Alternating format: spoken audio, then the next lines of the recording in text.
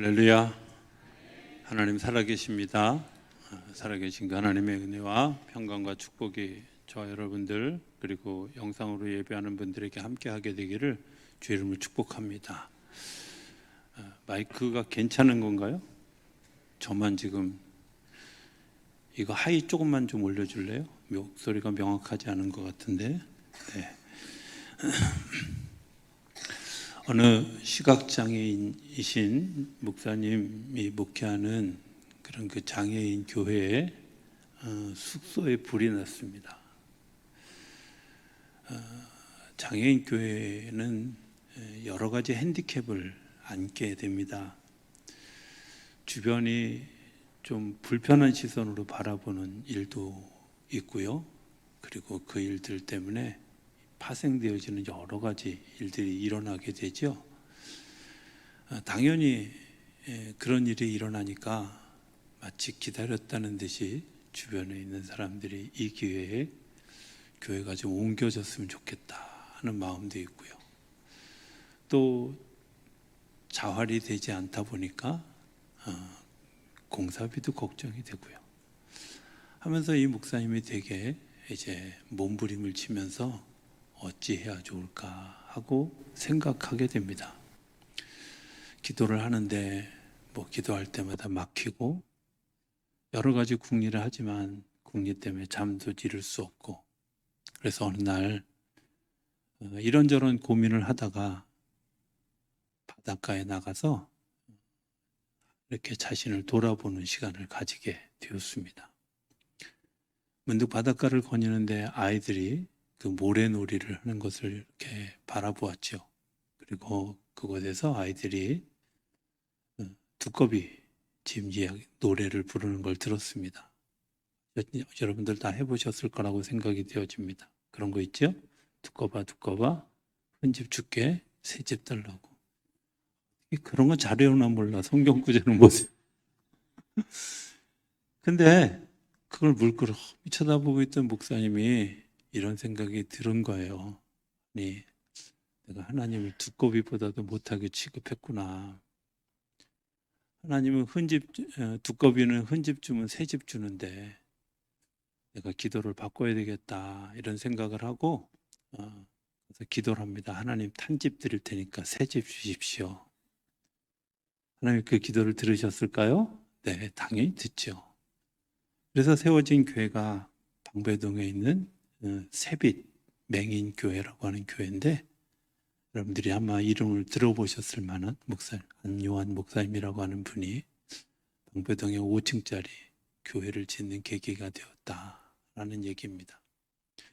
우리가 생각해 보면 어떤 사건을 맞이하면 이 사건이 우리를 부정적으로 그리고 우리를 넘어지게 하고 좌절하게 한다고 생각합니다.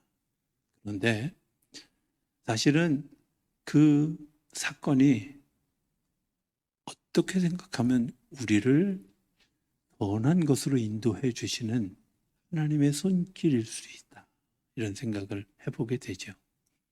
오늘 본문을 시작하면서 성경은 이렇게 얘기합니다. 예수께서 천국은 좋은 씨를 제 밭에 뿌린 주인과 같다. 천국은요, 좋은 씨를 그 밭에 뿌린 일이다. 또 이 이야기는 사실은 마태복음 13장 전체는 천국에 대한 이야기를 하면서 씨를 뿌리는 이야기를 하고, 그 씨 뿌리는 이야기를 하면서 우리가 잘 아는 씨 뿌리는 비유, 길가에 떨어지고 돌짝밭에 떨어지고 가시덤불 사이에 떨어지고 좋은 땅에 떨어진 씨앗들이 어떤 열매를 맺고 어떤 과정을 거치는가 하는 이야기들을 하고 있는데, 오늘 마치 부록처럼 해설편처럼 이 이야기가 이어지는 거예요. 하나님이 이 땅에 좋은 씨를 뿌리기를 원합니다. 좋은 씨를 뿌려주셨습니다. 좋은 씨를 이후로도 뿌리실 것입니다. 하나님이 우리에게 좋은 것을 주시기를 원하신다고 하는 사실을 여러분들 기억해 주셨으면 좋겠습니다. 그건 내 상황하고 내 여건하고 내가 살아가는 삶의 여정하고 전혀 상관없습니다. 하나님의 계획은 그게 어떤 때라도 하나님은 우리에게 가장 좋은 것을 주시기를 원하시고 그것을 위해서 일하신다고 하는 겁니다. 그 좋은 씨를 뿌리기 위해서 하나님이 하시는 일이 있지요. 그게 뭐냐면 땅은 그냥 놔두면 아무런 의미가 없습니다. 땅에 무언가 자극이 들어가야 반응이 일어나는 거죠. 땅은 놀랍게도 물도 수용하고 불도 수용하고 또 살아있는 것도 수용하고 죽어있는 것도 수용합니다. 이 땅을 지으신 하나님이 그 땅에 무엇이 들어가야 살아날지를 너무나 잘 아시기 때문에 하나님이 좋은 씨를 그 땅에 뿌리시는 거죠. 그런데 그 씨가 보이지 않는 것 같고 그 씨가 작은 것 같은데 그게 놀라운 생명력이 있다고 하는 사실을 마태복음 13장 6절 7절에는 좋은 땅에 뿌려진 씨앗, 죄송합니다. 8절 9절에는 좋은 땅에 뿌려진 씨앗이 30배, 60배, 100배의 열매를 맺게 하신다는 겁니다. 하나님은 우리에게 좋은 씨를 뿌려주십니다. 좋은 씨를 뿌려주신다고 하는 말 조금 더 생각해 보면 하나님이 그 일을 위해서 땅을 이렇게 흠집을 내시는 거죠. 씨가 땅에 뿌려진다라는 말은 땅과 서로 연결되어지는 겁니다. 우리가 잘 아는 것처럼 길가에 떨어진 씨앗은 땅 속에 들어가지 못합니다. 그래서 땅 밖에 있다가 해가 나고 또 비가 올 때 타서 죽거나 아니면 쓸려서 어디론가 흔적 없이 사라지게 되어지죠. 그래서 그 말씀이 우리 안에 능력이 되어지지 못하고 말씀이 우리를 만지지 못하는 결과를 초래하게 됩니다. 하나님께서 우리에게 좋은 씨를 뿌려주시는데 그 틈을 내어주고 그 틈 속에 이제 하나님의 씨가 들어가고 빛이 들어가서 생명의 열매를 맺게 하여야 하는데 그 일들을 하지 못하게 하는 세력들이 있어요. 그게 오늘 25절에 보면 이렇게 얘기합니다. 사람들이 잘 때 더 이상 건드리지 않으셨으면 좋겠어요. 네, 방해하지 마시고. 네. 뭐죠? 사람들이 잘 때 원수가 와서 곡식 가운데 가라지를 덧뿌리고 갔다. 성경은 이렇게 얘기합니다. 하나님이 일하시는 시간은 낮이라는 시간입니다. 그리고 하나님의 역사가 이어지는 것은 밤에 잠을 잘 때 어떤 일들이 일어나면 시편 127편 2절에 보면 하나님이 사랑하는 사람에게 잠을 주는데 잠을 주시는 이유가 뭐냐 하면 잠을 잘 때에도 하나님이 그 생명을 자라게 하시는 거예요. 그러니까 하나님은 낮에 일하시고 그리고 낮에 일하시는 것뿐만 아니라 그 밤을 통해서 성장하게 하시는 거죠. 하나님의 선포는 낮에 이루어집니다. 밤에 은밀히 이루어지는 것이 아니라 낮에. 그런데 우리가 아까 우리 안요한 목사님의 모습처럼 우리에게 들려주기를 원하는데 우리가 듣지 못하는 거죠. 그냥 우연히 지나가다가 그 아이들의 이야기를 들은 것 같지만 사실은 내가 이미 오래전부터 들었고 우리가 기억하고 있는 것처럼 그 기억되어진 이야기를 내 기억 속에서 다시 되살려내어서 하나님을 깨닫게 해주신 거예요. 하나님은 낮에 일하시는 반면에 밤에 일하는 세력들이 있어요. 밤에 일하는 세력은 뭐 하는 걸까요? 여기에 제가 주석을 하나 붙이면 잘 때 몰래 숨어 들어와서 이렇게 아마 쓸 수 있을 거라고 생각이 되어져요. 몰래 하는 일들이 있어요. 남이 듣지 못하게 몰래 하는 일들이 있어요. 남이 보지 못하게 몰래 하는 일들이 있어요. 떳떳한 일들일까요? 그것이 정말 좋은 열매를 맺게 하는 일들일까요? 우리가 생각해 보면 몰래 하는 일치고 별로 좋은 일이 없습니다. 하나님 그 몰래 하는 일을 치료하려고 우리에게 뭐라고 얘기하시냐면 네가 진짜 몰래 해야 될 게 있어. 그게 뭐냐? 오른손이 하는 일을 왼손이 모르게 할 만큼 구제하는 일은 몰래 해도 돼. 하지만 그 밖의 일들에 대해서는 몰래 하도록 얘기하지 않으셨다는 거예요. 우리가 오늘 삶의 습관을 가지고 있으면서 내가 몰래 숨어서 그 일을 하고 있다면 그것은 어떻게 생각하면 길가에 떨어진 씨앗을 만드는 우리의 삶의 잘못된 습관이라고 하는 사실을 기억하실 수 있게 되길 바랍니다. 가짜 뉴스를 들으면 진짜 뉴스를 분별할 수 없게 합니다. 헛소문을 들으면 그 헛소문 때문에 진리를 들을 수 없게 합니다. 왜곡된 이야기를 하다 보면 하나님의 진리를 수용할 수 없게 합니다. 하나님이 우리에게 가장 좋은 것을 주신다고 하는 사실을 우리가 분명히 기억한다면 하나님이 주시는 것을, 하나님이 주시는 사건을 통해서 틈을 내어지고 그 속에 빛이 비추어질 때 하나님의 일하심을 우리가 기억하고 하나님의 선포를 기억하고 하나님이 하시는 것들을 기억하고 아멘 하고 수용할 때 하나님의 역사가 일어나는데 원수는 우리에게 밤에 잘 때 와서 가라지 씨를 뿌리고 간다. 우리에게 받아들여지지 못하도록 또 그것을 수용하지 못하도록 그것을 우리 속에 잠재워지지 못하도록 심겨지지 못하도록 방해한다는 겁니다. 밤에 행한 일이 언제 나타날까요? 하나님의 역사하고는 좀 다르게 밤에 행한 일이 낮에 나타나죠.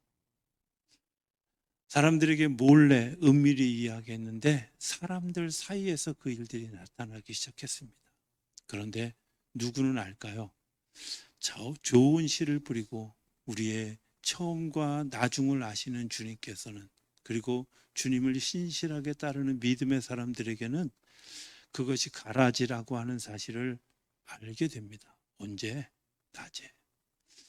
씨가 뿌려지는 시간, 그것이 밤에 뿌려지는 시간은 낮에 나타날 때 가짜인 것을, 그것이 헛된 것인 것을 알게 하는데 그것에 현혹되어진 사람들은 우리가 잘 알지 못하죠. 하나님께서 우리에게 그것을 분별하기 위해서 그 열매를 무엇을 알게 하시는 거죠. 사실 생각해 보면 씨만 들여다보면 이게 무슨 열매가 날지 아무도 알지 못합니다. 그리고 그것 때문에 우리가 많이 실수합니다. 그런데 하나님이 우리에게 마음속으로 확신으로 그리고 우리에게 다가오면서 주셨던 그런 이야기는 우리를 평안하게 하고 소망하게 하고 도전하게 하시죠. 그런데 그것들을 받아들이는 사람들에게 마음속에 두려움이 임하고 염려가 임하면 하던 일들도 멈추어지게 합니다. 저는 신앙생활하면서 우리가 굉장히 중요한 것 하나가 있다고 생각하는데 그게 뭐냐면 매일매일 매 순간순간입니다. 지난주에 우리 강대한 전사님이 일부 예배 설교를 하는데 하나님의 임재에 대한 이야기를 하실 때 제 마음속에 하나님의 임재가 무엇일까요? 그리고 제가 이렇게 질문하면서 하나님이 주셨던 마음이 이런 거였습니다. 하나님의 임재는 언제 어디에서나 주님만 보이는 거죠. 하나님의 임재가 가득하면 내가 눈을 떠도 주님이 보이고 내가 눈을 감아도 주님이 보이고 내가 무엇을 하든지 주님이 보이고 내가 무엇을 할 때든 주님이 나와 함께 하시는 것을 보는 거죠. 그런데 그 일이 우리 안에서 주님이 보이지 않고 자꾸 세상의 것이 보이고 자꾸 두려움이 보이고 염려가 보인다고 하는 것은 그건 우리에게 주신 하나님의 임재는 아니라는 거죠. 하나님의 임재는 우리로 하여금 주님이 하시는 것을 보았기 때문에 평안하고 주님이 하시는 것을 보았기 때문에 소망을 가지게 되고 주님이 하시는 것들을 기대하기 때문에 우리가 내일을 꿈꾸게 하는 것이라고 믿습니다. 그 꿈꾸게 하는 일들이 뭘까요? 약속이고 언약입니다.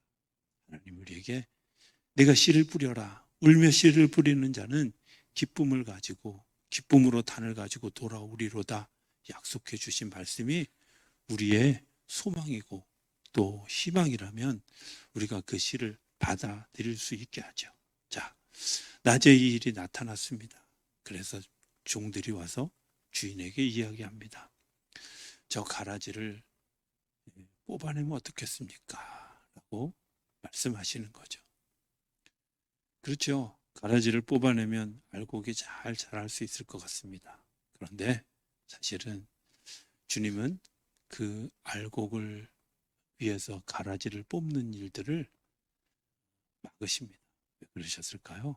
성경에는 뭐라고 얘기하냐면 가라지를 뽑다가 알곡도 다칠까 두렵다 하고 말씀하십니다.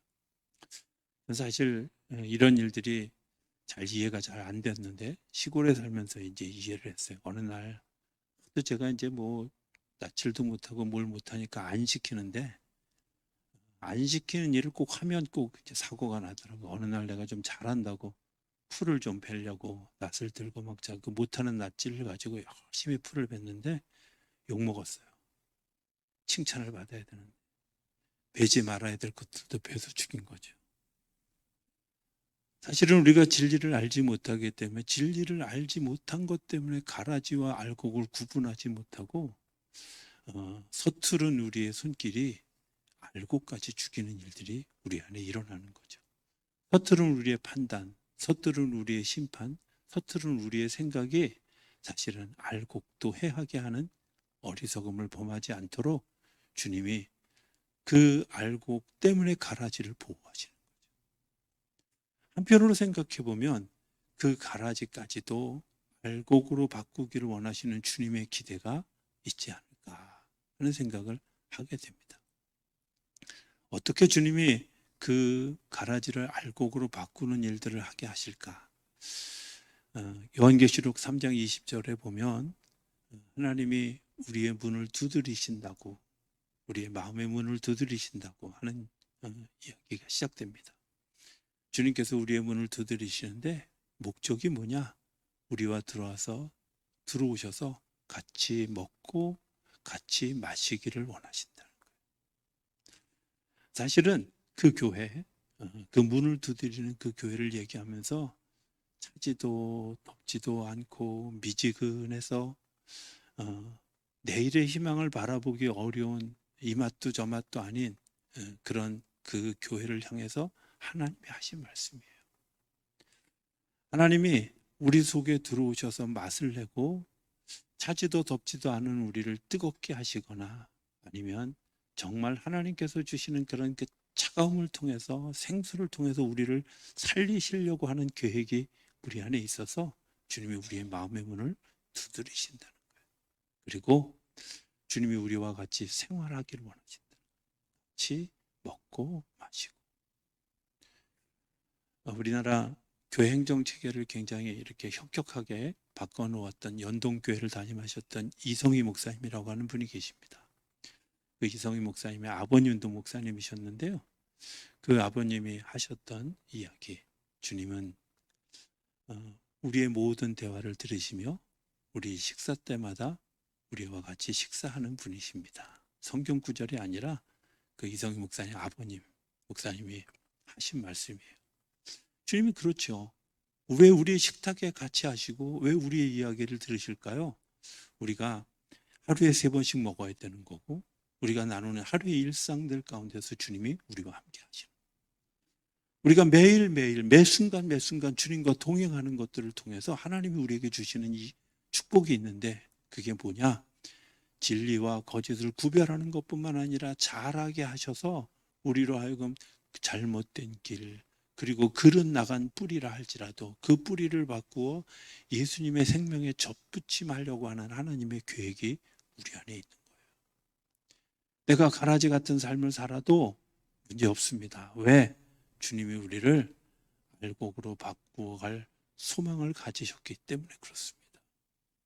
내가 가라지적인 삶을 사는 것 같더라도 걱정하지 마시기 바랍니다. 주님이 우리의 마음의 문을 두드리실 때 우리의 마음의 문을 열고 주님을 받아들이면 길가와 같은 우리의 마음을 조금이라도 틈을 내면 우리 속에 주님께서 들어오셔서 우리로 하여금 접붙임 되어지고 좋은 것을 심어주시고 우리로 하여금 생명 있고 자라는 아름다운 열매를 맺게 하실 줄로 믿습니다. 그게 하나님이 우리를 사랑하시는 역사죠. 우리가 두려워합니다. 하나님, 내가 예전에도 이런 일들을 만났고 예전에도 이런 경험을 했습니다. 그런데 이런 경험들 때문에 내가 정말 다음 일을 하는 것이 너무 두렵습니다 라고 하는 그런 마음을 가지게 되어지죠. 제가 그 자라던 시절에 이런 이야기들이 머피의 법칙이라고 아시죠? 머피의 법칙은 뭘 해도 안 되는 쪽으로 일이 잘 흘러가는, 그 말이 되게 유행할 때였습니다. 제가 고등학교를 다닐 때였는데요. 그 머피의 법칙이, 그래서 뭘 이렇게 안 되면 전부, 그래서 마치 대학 시험을 봐도 다 떨어질 것 같은 그런 일들이 막 팽배해 있을 때 한 가지 사건이 우리 안에 일어났습니다. 어느 날 친구가 지각을 했어요. 이 지각한 친구가 자기가 오늘 너무 감사한다고 하면서 들려준 이야기였습니다. 그때까지는 뭐 그 이야기가 뉴스에도 나오지 않았던 이야기. 이 친구가 그날따라 엄마가 2번 깨울 때 못 일어나고 3번 깨울 때 일어났대요. 그리고 밥을 먹다가 배가 아파가지고 화장실을 갔다 왔대요. 그리고 나서 서둘러 버스 정류장에 나와 있는데 버스 정류장에서 코앞에서 버스를 놓친 거예요. 뛰어갔는데 이 버스가 휙 하고 그냥 가더래요. 그래서 자기가 생각을 했다는가, 버스 정류장에서 버스 기다리면서 나는 역시 안 되나 봐. 머피의 법칙이 존재하나 봐. 그러면서 엄마가 2번 깨울 때 나 일어났으면 내가 화장실만 안 갔어도, 그리고 내가 조금만 더 일찍 나왔어도 뭐 등등등의 생각을 하면서 드디어 이제 꼼짝없이 지각을 했구나 이런 생각을 하고 버스에 기다리고 다음 버스를 타고 지나오는데, 제일한강교를 지나오는데 난리가 났더래요. 알고 보니까 자기가 놓친 그 버스가 한강으로 추락한 거예요. 친구가 그런 얘기를 하면서 우리 모두에게 머피의 법칙이 아니라 하나님의 은혜구나, 하나님의 돌보심이구나. 우리가 흔히 생각할 때 부정적인 생각들을 가지고 두려워하고 염려하고 더 이상 나가지 못하게 할 것 같은 그런 일들, 그런데 사실은 그 물러섬이, 그 실패가, 그 실수가 하나님이 우리를 다시 일으켜 세우시려는 하나님의 계획 가운데 있다면 그것은 우리를 사랑하시는 하나님이 우리 가운데 역사하시는 하나님의 증거인 줄로 믿습니다. 하나님이 우리에게 좋은 것으로 주시기 위해 좋은 씨를 뿌리셨다. 당신의 밭, 이 세상에 좋은 것들을 뿌리시고 계시다. 그러나 기억해야 될 것 하나가 있습니다. 우리가 그런 하나님의 노력에도 불구하고 하나님을 끝내 받아들여지지 않고 길가와 같은 마음으로, 또 돌짝밭과 같은 마음으로, 또 가시덤불과 같은 마음으로 우리의 믿음이 자라지 않고, 그리고 우리가 그런 믿음으로 살아가지 않은 것 때문에 나타나는 결말이 있습니다. 30절에 보면 성경은 이렇게 얘기합니다. 둘 다 추수 때까지 함께 자라게 두라. 함께 자라게 두라. 진리와 거짓이 다 드러날 때, 모든 것이 드러날 때, 내가 꼼짝할 수 없을 때까지 그냥 내버려 두시는 겁니다. 그런데 중요한 것 하나가 있습니다. 추수 때입니다. 추수 때. 여러분들 한번 잘 생각해 보십시오. 우리가 어떤 종교든 어떤 사상이든 샤머니즘이든 뭐 아니든 상관없이 모든 종교의 공통점의 끝이 뭔지 아십니까? 끝에는 심판이 있다. 끝에는 절대자의 판단이 있다는 사실입니다. 내가 죽은 후에는 판단이 있다는 사실입니다. 그 사실을 우리가 누구나 다 알고 있기 때문에 죽음이 더 두려운 걸지도 모릅니다. 우리를 추수 때 그까지 그냥 내버려 두시는데 문제는 그 추수 때의 가라지는 묶어둔다는 겁니다. 묶어둔다는 겁니다. 제가 아주 진절머리 나게 싫은 게 있습니다. 장례식 때 염하는 거. 왜 그렇게 꽁꽁 묶는지 몰라요. 의미를 알면 더 화가 나요. 나는 의인인데 아니 얼굴을 왜 가려? 그게 이런 거거든요. 염라대왕 앞에서 죄인인 네가 어떻게 고개를 들어? 네 얼굴을 보여. 이런 거잖아요. 근데 너무 싫어요. 나는 하나님으로부터 구원받은 하나님의 백성인데, 주님이 나를 의인이라고 하셨는데, 나를 의롭다고 하셨는데 내가 왜 죄인이야? 이런 고백이 우리 안에 있어야 되는데, 저는 그런 일들이, 우리 성경에도 보면 가라지는 꽁꽁 묶어둔다. 묶어둔다. 아무것도 할 수 없도록 포로가 되어지고 더 이상 뭘 할 수 없는 그런 상황으로 만들어 가시는데, 우리 성경이 이렇게 먼저 거두어 불사르게 단으로 묶고, 뭐 불사르게까지는 좀 그냥 하더라도 꼼짝할 수 없도록 묶어 두어지고, 내가 그렇게 판단되어진다.